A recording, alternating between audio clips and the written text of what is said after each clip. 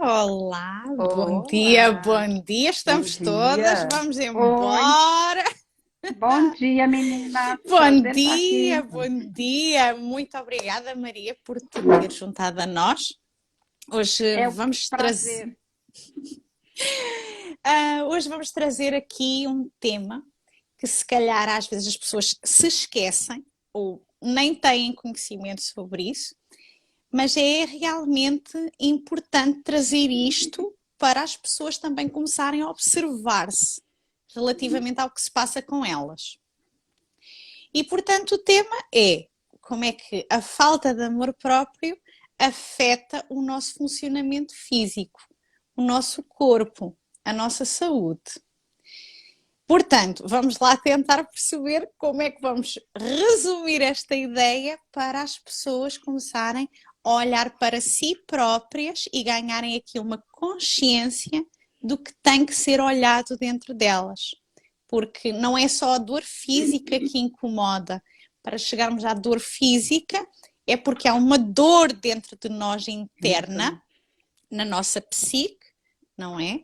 Portanto, com os nossos pensamentos, com as nossas emoções ali todas misturadas, que fica ali um enrolo, um conflito que depois vai dizer assim: já que eu não sou manifesto de outra forma, eu vou manifestar-me no corpo. E assim a pessoa não tem Não sou olhada. hipótese a não ser olhar. Então, eu vou começar aqui, se calhar, pela Andreia, inicialmente para tentar fazer aí uma partilha relativamente ao que é isto de trazer para o corpo e depois vamos também ouvir a Maria e vamos dando aqui os nossos bitaques. Vá. Então, Andreia, queres começar? Vamos lá. Vamos lá. Bom, o tema é a falta de amor próprio. Como que a falta de amor próprio afeta o meu corpo? Isso não tem como você falar sem que você olhe para o seu emocional, que é o que você estava dizendo, tá? É, precisa ser olhado. Já que eu não sou olhado o meu emocional, o que, que está acontecendo na minha vida, eu vou fazer uma outra trilha e vou me manifestar de uma outra forma para ser expurgado aquele Uhum. bloco energético, para que aquele bloco energético ele seja eliminado, que isso a gente também faz nos tratamentos, só que com técnicas, com outras coisas. Então, Bem-vinda, minha centelha divina. Beijinho. é muito engraçado exatamente isso. Exemplo, eu tenho um baita de um óculos no rosto, tá? E que não é nada fino as lentes. Então, durante muito tempo da minha vida, eu não quis olhar muita coisa da minha vida. Então, como eu não quis olhar, qual que é a função do olho? É enxergar. Se eu não enxergo, para que ele me serve? Então, meu olho foi danificando devido a uma resistência que eu tinha em enxergar a realidade. E isso é normal perante as pessoas. Eu estou dando um exemplo. É normal perante as pessoas não perceberem o que, que está acontecendo no teu corpo físico, tá? Por que, que você, ali atrás, o seu emocional está acontecendo isso, tá? Vamos lá. Um problema de pulmão, que a gente não tem como fugir da metafísica da saúde. Problema de pulmão. O que, que é o problema de pulmão? Uma tristeza muito grande. O que, que a tristeza te causa? Vontade de fugir. Eu não sei coração, mas eu acho que deve ser mais ou menos correlacionado à mesma situação. Os olhos, quando os olhos não enxergam o que precisa enxergar, afeta o quê? Vocês já perceberam que quando vocês veem alguma coisa, o fígado de vocês dá sinal? E aí depois, correlacionamente, já vai para o estômago. Isso tudo, uma coisa vai engatilhando outras. Por quê? Porque eu não me olho, eu não me respeito, e aí essa manifestação, ela vai afetar o meu corpo de alguma forma, porque ela precisa ser vista. Ela precisa sair daquilo ali. Uhum.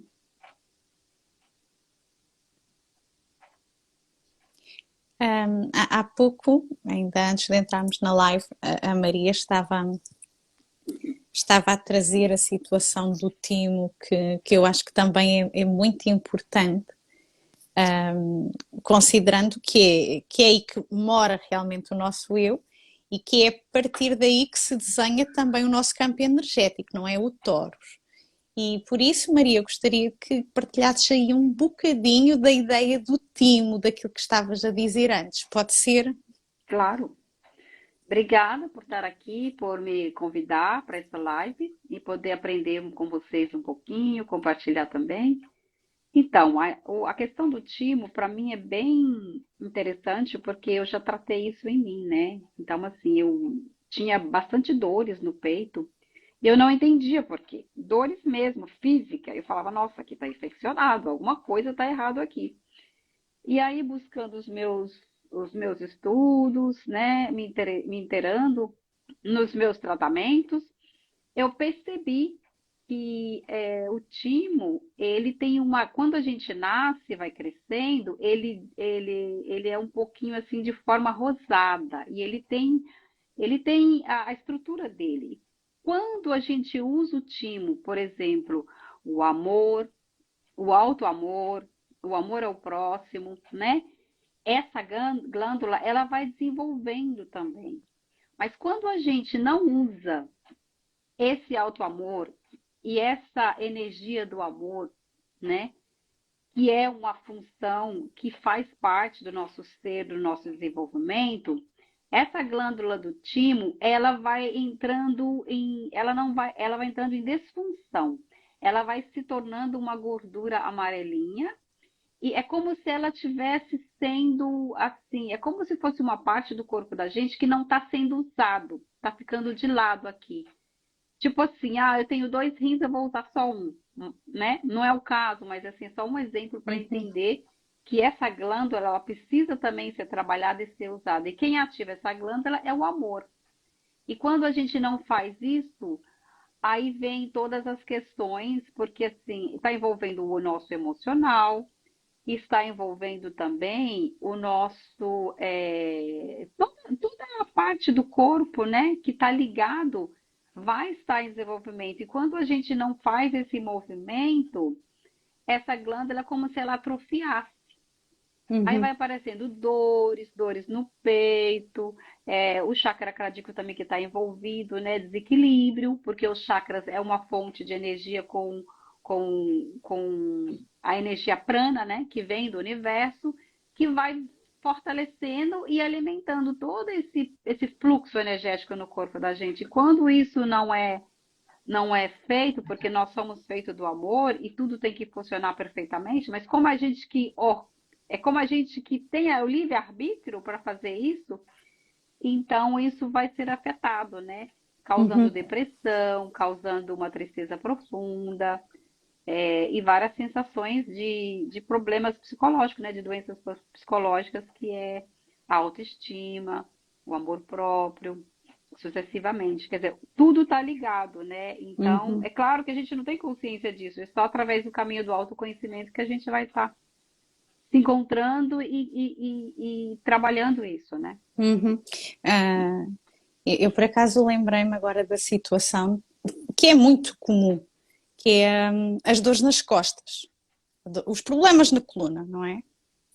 Sim. E portanto, a coluna é o quê? É o nosso suporte. E é muito curioso quando vamos explorando o que é que está por trás da manifestação da dor nas costas, nós percebemos que primeiro há um registro de pensamento que é muito agarrado a expectativas irreais. Uhum. E, portanto, como há uma expectativa irreal, a pessoa vive com aquela ideia, com aquele pensamento. Portanto, para eu conseguir ser suportada, ser reconhecida, eu vou ter que me esforçar. Portanto, o reconhecimento só virá com o meu esforço. E, portanto, há aqui uma violência muito grande nesta procura. O que é que isto traz, obviamente? A frustração e a raiva. E é muito fácil nós reprimirmos estas duas emoções, porque a nossa cabeça é uma fábrica de desejos. O que os olhos veem, a cabeça quer. É um bocado assim. E quando esta situação acontece, a pessoa muitas vezes dá por si a reprimir toda esta raiva, a ficar com esta frustração toda guardada e como não sai para fora, maior é a dor nas costas. E aqui também acho que é importante relacionar novamente com a história de falta de suporte, que é a dificuldade da pessoa em sentir confiança quando está com os outros. Há uma falta de confiança profunda em si e uma vergonha muito associada. É como se o receio de ser humilhada estivesse ali sempre. Ali atrás a dizer, olha, cuidado quando fores expor, porque a probabilidade de não seres apoiada, de não sentires esse suporte é muito grande. Com o que é que isto também está relacionado? Com a questão do controle, não é? Sim. Eu quero controlar a realidade, portanto eu só posso confiar em mim. E isso vai cada vez manifestar-se mais nas costas, principalmente, e posso dar aqui um exemplo mais específico, que é quando a dor se concentra aqui mais em cima, até se reflete numa falta de direção que a pessoa sente, porque não se amou ao ponto de se respeitar e pôr-se em primeiro lugar. Estas dores aqui significam o quê? Que eu abri sempre mão do meu plano, daquilo que era meu, para ir satisfazer as necessidades de alguém. E portanto, é sempre aqui um bocado esta história. Vamos aqui tentar entender que emoções é que estão aqui escondidas, que não são bem canalizadas, porque estas emoções são realmente o nosso sinalizador para entendermos o quanto não nos estamos a amar. Porque cada vez que não nos amamos, nós rebentamos connosco. Eu gostaria de colocar só um adendo nesse ponto que você trouxe, que eu acho bem legal, que hoje eu estava ouvindo uma aula de psicanálise e ele estava falando muito da pessoa introvertida e extrovertida. Sim. Então, cabe muito nesse tema que você está falando, porque assim, quando eu tenho meu autoconhecimento e eu sei que eu sou uma pessoa introvertida e que determinadas coisas eu não consigo fazer, não porque eu tenho que fazer igual todo mundo, mas eu tenho que fazer do jeitinho que me cabe e do jeitinho que eu me sinto confortável. Quando eu tento ser igual ao outro, eu estou saindo da minha essência, eu estou saindo do meu jeitinho. E aí eu fico cobrando muito, porque o outro fez diferente, o outro fez desse jeito, e eu tenho que ser assim. E aí essa autocobrança, essa insatisfação, essa tristeza vai acumulando. Por quê? Porque eu não me conheço. Renegas os talentos. É? Renegas os teus próprios talentos. Como não sabes quais são. Eu posso ser introvertida e eu posso ser extrovertida. E aí eu que tenho que me conhecer, olhar para mim. E isso aí é bem isso. A falta de amor. Querer ser o outro, querer fazer para o outro. E não olhar. Porque como que a gente vai amar o seu próximo se a gente não se respeita, se a gente não se ama? Qual é essa qualidade? É uma negação de si mesmo, né? É uma negação. É como se você estivesse se invalidando. Mas isso as pessoas não fazem inconsciente, né? A gente Não faz isso consciente. Até o momento da gente compreender isso é uma caminhada. E precisa estar aberto para isso, né? Bem legal. A maioria é tudo inconsciente. Por Sim. isso que existe tantas dores que as pessoas nem sabem que tem. A dor dói tanto que quando você começa a falar sobre os nossos tratamentos para as pessoas falam assim, mas eu não sei o que eu tenho. Ah, mas eu não sei. Será que eu tenho alguma frequência, alguma questão para ser tratada? O medo é tão grande de se olhar, de se assumir, que você não consegue enxergar nada que está te segurando. A partir do momento em que você começa a fazer esses tratamentos e a limpar o seu campo e ir descascando essa cebola, você vê com muito mais clareza como que é assim para você falar assim, nossa, olha isso aqui, nossa, olha ali. Vai abrindo, então, né? depende muito, assim, é do autoconhecimento e da coragem, porque não é fácil ter coragem. Sabes É que, mais sabem? fácil. Diz, diz. É fácil para a gente apontar o dedinho para o outro e falar é isso, é aquilo outro, ver o outro. Mas não é fácil você fazer isso aqui. Sabem que agora eu estava aqui a lembrar-me de uma situação que é, portanto, lá está, isto é inconsciente, mas é a pessoa usar a dor, o problema físico, para conseguir impor limites. Se eu estiver doente, é muito mais fácil eu aceitar ajuda ou eu dizer não, eu estou doente, eu não posso fazer. E isso também deixa a pessoa protegida. Portanto, às vezes a questão até de uma doença é precisamente para ajudar a definir limites para que o outro não invada. Já que eu não consigo fazê-lo de uma maneira, através da palavra, através do não, porque isto de dizer não é uma chatice. Temos sempre muito medo de magoar o outro. Então, se eu não consigo dizer não, então eu vou arranjar aqui um problema físico, porque assim, é uma justificação ótima para dizer não. E o outro assim vai respeitar-me, porque não me pode forçar. E é muito interessante isso que você está falando, Raquel. Por quê? Porque tem pessoas que conseguem até enxergar que precisa de ajuda, que precisa mexer naquilo ali. Mas se fizer essa mudança, vai deixar de chamar a atenção.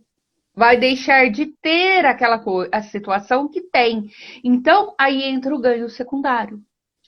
Então, eu prefiro ficar desse jeito, que desta forma eu manipulo, eu controlo tudo do meu jeito, da minha forma, e eu tenho controle de todos.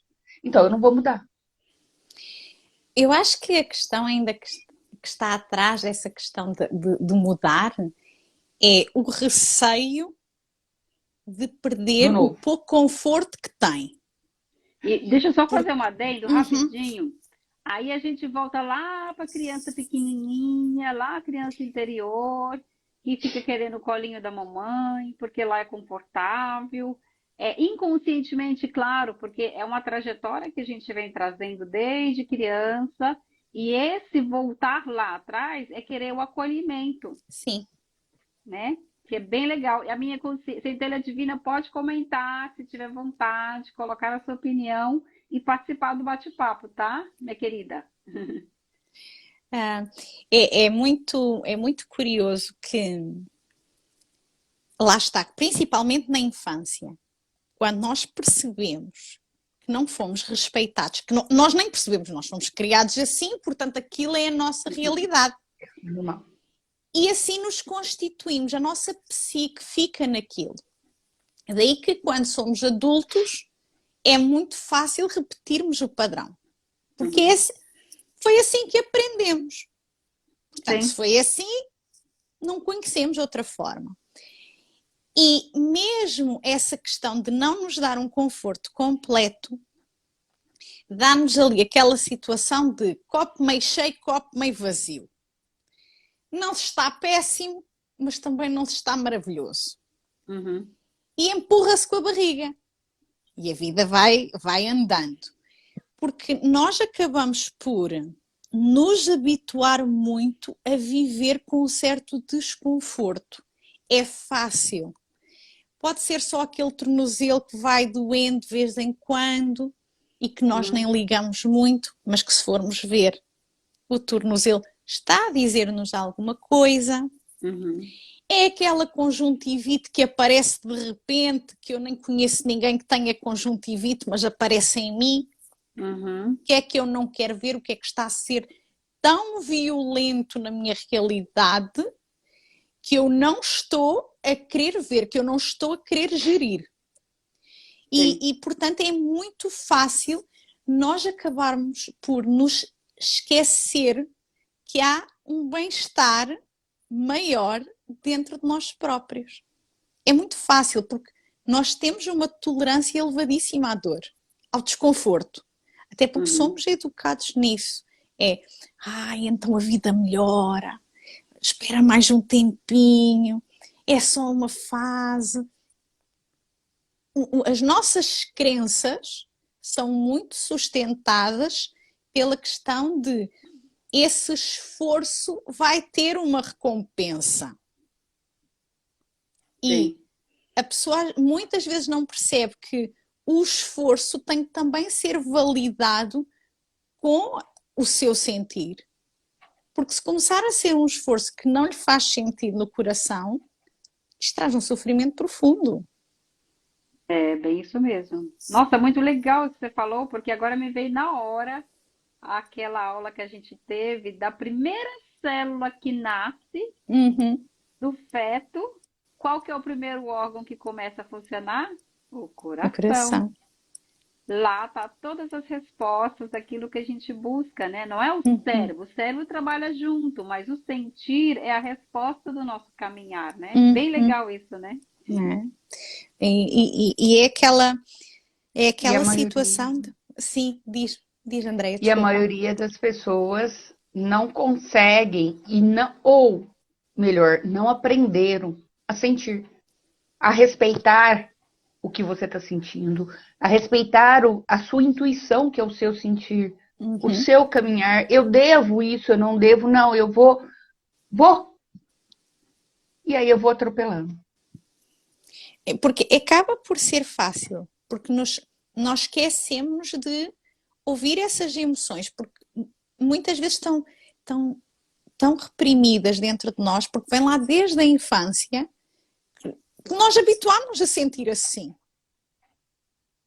Sim. É fácil nós ficarmos com aquele estado de... Que era o que eu estava a dizer, é o copo meio cheio e o copo meio vazio. Não está lindo, mas também não está péssimo. Se tornando uma meia pessoa. É isso mesmo, é uma meia pessoa. Eu gostaria de colocar uma outra coisa que me veio aqui também, que eu achei bem interessante, porque a criação, ela tem muito a ver com como a gente leva a vida da gente, né? E eu li num documentário que os índios, eles criam as crianças assim, no sentir, né? Conectando com a natureza, com a energia da lua, com a água, com as plantas, com as ervas. E o sentir vai trazendo para eles o conhecimento e o movimento na vida deles, o caminhar. E isso é real na nossa vida, porque nós vivemos do mundo espiritual. Nós não nascemos da terra igual um broto de feijão que sai e floresce. A gente veio lá de cima com energia, né? Nos reprimimos, comprimimos, nos materializamos nesse corpo carnal que vai também para a natureza, né? Nos elementares. E manifestamos o nosso saber, o nosso sentir. Então, assim, essa consciência é extremamente importante para ter a conexão, né, com o divino e com o material, para que fluamos, né? Bem legal essa questão, sim. né? Porque acaba sempre por ser aí esse equilíbrio que é a mediação entre a matéria e o divino, não é? Que acaba por ser um desafio, mas que vai-se aprendendo e vai-se caminhando, e por isso é que é tão importante olhar para o corpo, porque ele vai dizer-nos exatamente quais estão a ser as nossas dificuldades. naquela fase da vida, naquele momento, o que é que está ali a incomodar, qual é a dor. Meninas, estamos quase a meia hora. Eu se calhar vou pedir-vos algumas conclusões em relação ao tema para, para realmente passarem a ideia de como é importante olhar para o corpo e como esta falta de amor próprio nos traz depois tanto incómodo físico. Portanto, Andreia, eu vou se calhar começar por ti. O que é que tu gostarias de dizer às pessoas neste sentido? Coragem. Coragem de se amar. Coragem de se olhar. Coragem de auto se conhecer. Coragem de ir para frente e viver a própria vida. Uhum. Maria. Eu gostaria de falar, nessa mesma linha da Andrea mesmo. O autoconhecimento é o melhor caminho para a gente florescer nessa caminhada e observar muito essa despersonalização. Uhum. O que isso significa? É você ser íntegro com você mesmo, se olhar, se perceber. Eu sou uma pessoa tímida, eu sou uma pessoa extrovertida. Como que eu funciono no sistema? Como que eu Uhum. funciono na sociedade? E se amar e se abraçar e se acolher. E perceber aquilo que não te faz bem e tá sempre do seu lado, mesmo que errou, porque errar faz parte de Uhum. todo o processo. Mas se perceber, se acolher, estar do seu lado sempre, sempre, sempre, sempre. Isso vai buscando a autoestima, né? Você vai Uhum. melhorando em tudo aquilo que você busca na sua vida, né? É um Uhum. tema muito longo, muito extenso, mas Sim, também eu tenho aqui e agradeço Nossa. imensamente pela oportunidade. obrigada. Bem, o que é que eu também posso concluir? Do meu ponto de vista, é essencial olharmos para o que sentimos. É como se tivéssemos que aumentar a vigilância no sentir. Todo o desconforto que o corpo experimenta é um sinal. Dá trabalho? Dá. Porque significa que qualquer situação que venha é perguntar-me como é que eu me sinto perante isto? Dá conforto ou dá desconforto? O mínimo desconforto tem que promover ali um não, tem que promover um limite. Porque só assim é que dá de facto para ir construindo o amor próprio, para ir percebendo o que é que quer mesmo, como é que se sente, porque respeitando esse sentir, constrói a noção de amor próprio. E portanto, esta é também a minha mensagem. Ok, minha gente, meia hora está, foi ótimo e uma ótima continuação para todos aqueles que nos ouvirem. Podem despedir-se também e depois fica aqui gravada a nossa live. Mais uma coisa, se tiverem ideias ou perguntas, questões, tragam, coloquem, contactem, que teremos todo o prazer em discutir convosco. Andreia, Maria, muito Só obrigada agradecer. Só e agradecer. Só Só agradecer agradecer. e agradeço todos que entraram, que estavam participando da live, para aqueles que venham também no futuro, depois dessa live. Muito obrigada pela oportunidade e Andréia e Raquel, obrigada pelo convite. Estou extremamente honrada de estar aqui com vocês. Um beijinho para vocês e para foi bom. todos.